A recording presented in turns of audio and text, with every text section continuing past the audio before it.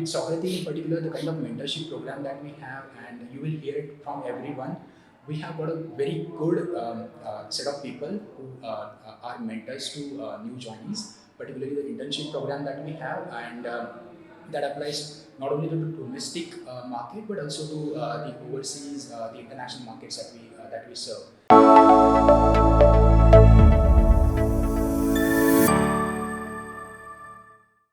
Hi, friends, and welcome to this episode called as Merkle Sokrati. My name is Manoj, and I'll be the host and facilitator for this conversation with our guest, Onkar. Onkar is a member of the IDC.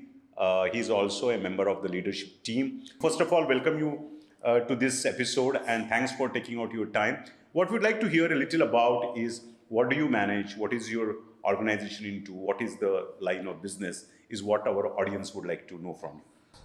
Thanks, Manoj. Thank you so much for having me here.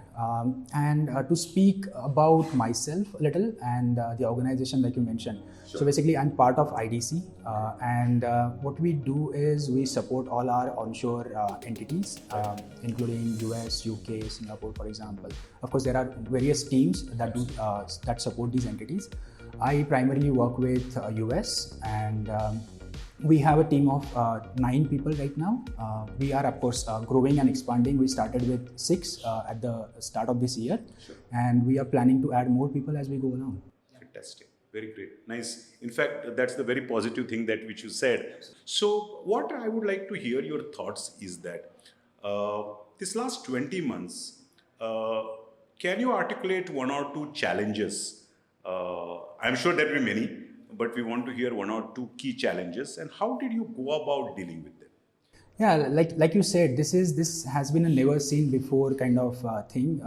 Nobody ever predicted it. Nobody ever saw it coming. And when it happened, everything was quite unpredictable, and nobody knew exactly what was going to happen at that time. But I would like to take this opportunity for one thing, and that is to thank the IT team to ensuring that not only we managed to complete our work, managed to support our important clients, but we also managed to do it without any issues. And those are the people who made it happen. And that's not just for us, but that's everywhere. And yeah, so it was, we talk of new normal, we talk of never seen before kind of situation, but nothing really comes close actually to describing the situation, what it was with all the unpredictability, uncertainty that was around it. We finding it difficult to step out, all the lockdowns and everything. And the biggest challenge was actually not meeting your co-workers, not meeting your peers, for discussing things with each other, brainstorming, and just simply having one-on-one communications, and maybe observing each other. And with lockdown, despite all the different tools that we have, say Teams, Zoom meetings and all of that, that personal touch was missing. And yeah, over time, however much we become used to working in silos, working from your home, anywhere else that you are working from, this thing about meeting your co-workers, having that personal touch, that is actually, for my part, that is the biggest challenge that we have faced over last 20 months or so. But at the same time, what we have done is we have shown that we are very adaptable. And it's not just about using the technologies, but it's about actually overcoming all these challenges, knowing very well what is outside there, and still managing to deliver all the work that we have, still managing to ensure that your co-workers are not stranded. Whatever the dependencies that you have, everything is actually taken care of. And I can confidently say that even if it sounds a little anecdotal, the productivity everywhere has gone up across all the teams that we have. What we have seen is people are always available. People are, there's absolutely no boundary or no limit as such. If there is something that needs to be done, people are doing it. And that's actually something to be proud of. And I have seen it in the team. I have seen it pretty much with everyone. So Onkar, thanks for bringing that a very profound statement which you have stated. Taking further on that adaptability itself, how did you actually manage to make either folks adaptable or that environment where everybody is so collaboratively adaptable, which is not easy. I mean, it's easier said and done in one word with that we have to be adaptable. So would like to hear a little about either what you did or your management or your leadership team. How did everybody come into the picture to create this potential outcome that productivity had increased? So that's something which should be interested. Yeah, so basically it all comes down to the group that you have, the people that you are working with, and the job of the leadership.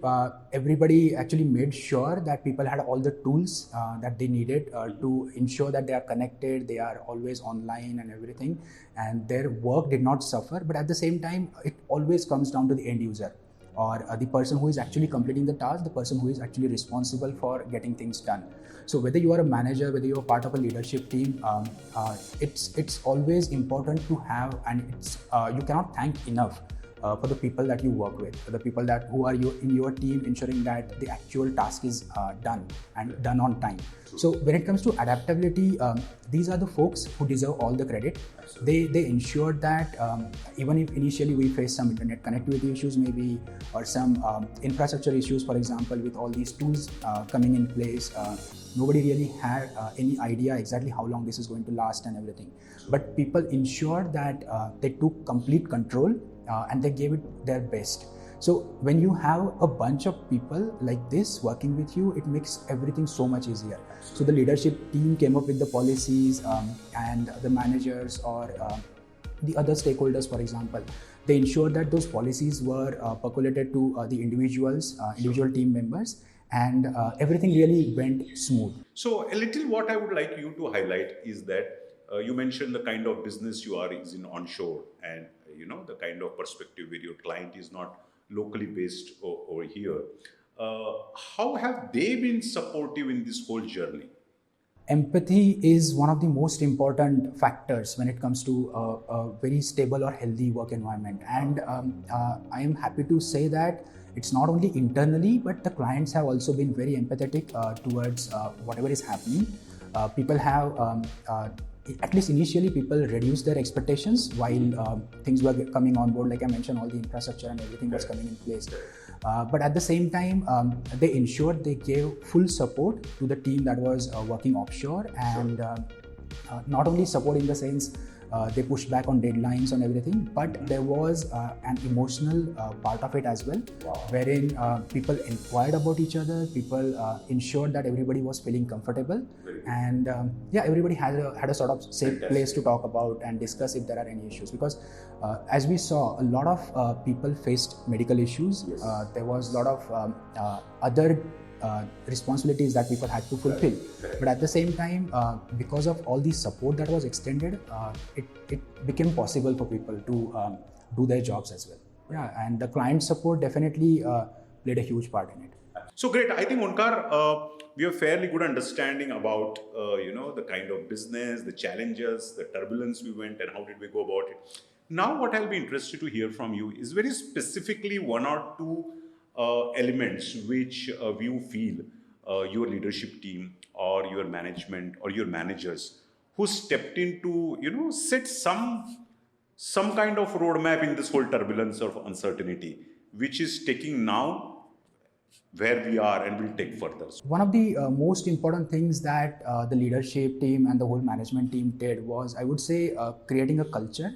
A culture that in itself is very driven, very motivated, and the people that I've worked with, the people that I've interacted with, everybody is pretty much self-driven, self-started sort of person. Nobody needs really too much of hand-holding or too much of overseeing kind of thing. So basically, what happens in such situations, or what has happened over the last 20 months is the roadmaps and that every process that was set up. In such situations, the leadership team also ensured that people were aware of all the changes that were happening. For example, the government policies that were continuously fluctuating and everything, and all the lockdown regulations, for example, whether we are supposed to come to office or not, which was the prime question that we had in first 2 months. And now, if you look at the recent town halls that we have been having, the question that is popping up almost always is when we are going to reopen, and Okay. which has actually, this process has started, and the way the leadership team has gone about it, giving people advance notice, making sure that people get enough time to sort their things out. Quite a few people had actually moved back to their hometowns, maybe some people were working remotely, so all of those people got enough time to ensure that they could sort all their things out and they could come back to the office. So great. I think, Onkar, that was a very nice conversation. Friends, my last, your 2 cents to our audience, especially the ones who are going to come on board, the top talent. So what are those 1 or 2 things for those aspiring to join us, would you like to share? So basically, when it comes to somebody coming on board, what matters or what I would suggest people to do is never hesitate to ask questions. So basically, even when we are working from home or whether we come back to office and start working from office, actually, what will matter the most is how much you open up, how much you reach out to other people to learn, to observe, and to understand your processes. It's never a bad thing to make mistakes, but at the same time, you should ensure that you are collecting as much information as possible and you are making the right decision or taking the right decision based on data, rather than just doing something that is assigned to you. How it will help is, one thing, you will be able to connect with people much better, and secondly, it will speed up your integration within the organization, and which is the first and foremost thing that is most important when it comes to coming on board in any new place and learning processes, getting to know people and everything. So yeah, I would say the key to having a successful start in any new place is to ask questions. Ask as many questions as possible. And with Sokrati in particular, the kind of mentorship program that we have, and you will hear it from everyone, we have got a very good set of people who are mentors to new joinees, particularly the internship program that we have, and that applies not only to the domestic market but also to the overseas, the international markets that we serve.